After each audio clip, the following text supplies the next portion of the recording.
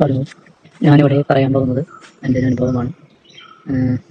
അതായത് ഞാനൊരു personal loan എടുക്കാൻ വേണ്ടി ഒരു ആപ്പ് എടുത്തു.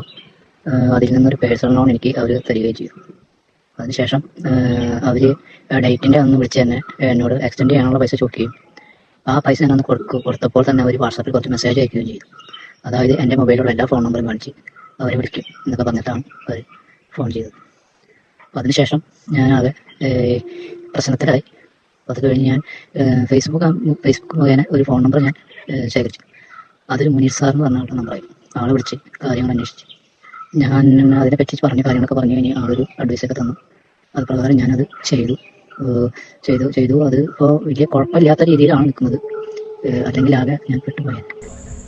ഹായ് മനുഷ്യരെ, ഞാൻ കാഞ്ഞങ്ങാട് റെയിൽവേ സ്റ്റേഷനിൽ നിൽക്കുമ്പോൾ വളരെയേറെ സന്തോഷത്തോടു കൂടിയാണ് നിൽക്കുന്നത്.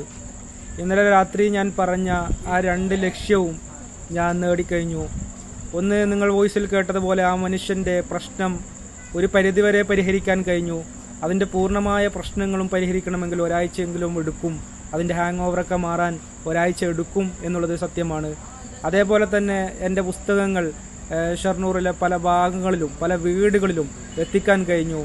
സത്യത്തിൽ മനുഷ്യരുടെ പുരോഗതിക്ക് വേണ്ടി പരിശ്രമിക്കുമ്പോൾ ഈ നോമ്പിൻ്റെ ക്ഷീണമൊന്നും എനിക്ക് ക്ഷീണമേ അല്ല എന്നുള്ളതാണ് സത്യം.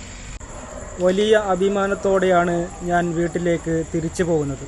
എല്ലാ മനുഷ്യർക്കും നന്മയും ജീവിത വിജയവും ഉണ്ടാകട്ടെ എന്ന് ആശംസിക്കുന്നു.